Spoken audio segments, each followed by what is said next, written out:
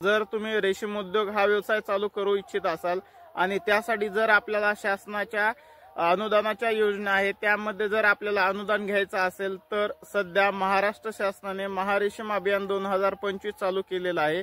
त्या अंतर्गत 9 जानेवारी ते 9 फेब्रुवारी या 1 महिन्यामध्ये जे शेतकरी जिल्हा रेशीम कार्यालय या ठिकाणी तुती लागवडीची नोंदणी करतील त्या शेतकऱ्यांना मनरेगा व सिल्क समग्र 2 या 2 योजनेअंतर्गत आपल्याला अनुदान मिळू शकते।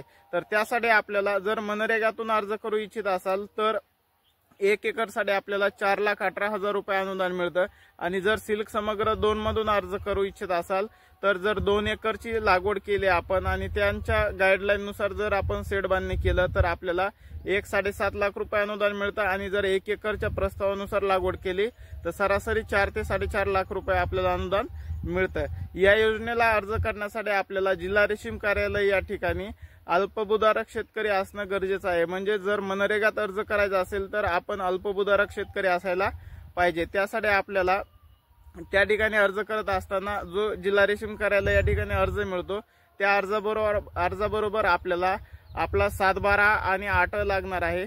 तसेच आपल्याला आधार कार्ड लागणार आहे, पासबुक लागणार आहे, आपले ज्या ठिकाणी जमीन आहे त्या ठिकाणी पाण्याचा स्रोत जो आहे तो आपल्याला पाण्याचं प्रमाणपत्र लागणार आहे, तसेच आपलं जॉब कार्ड लागणार आहे आणि आपलं रेशन कार्ड असे 5 ते 6 डॉक्युमेंट आपल्याला जिल्हा रेशीम कार्यालय या ठिकाणी फॉर्म भरताना द्यावी लागतात।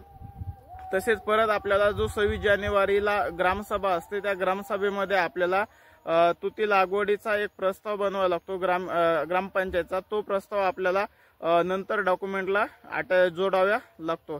एवढी डॉक्युमेंट आपल्याला जिल्हा रेशीम कार्यालय या ठिकाणी सबमिट केल्यानंतर तिथून पुढे आपली प्रोसेस ऑनलाईन होते व आपण मनरेगा अंतर्गत आपलं वर्क कोड वगैरे निघतो व तिथून आपण 3 वर्षांमध्ये 4,18,000 रुपये अनुदान मिळते। जर आपण सिल्क समग्र मध्ये अर्ज केला तर त्या ठिकाणी आपल्याला ग्रामपंचायतीच्या ठरावाची गरज नाही किंवा आपण अल्पभूधारक शेतकरी असण्याची गरज नाही। बाकी सर्व गोष्टी आपल्याला सेम लागतात।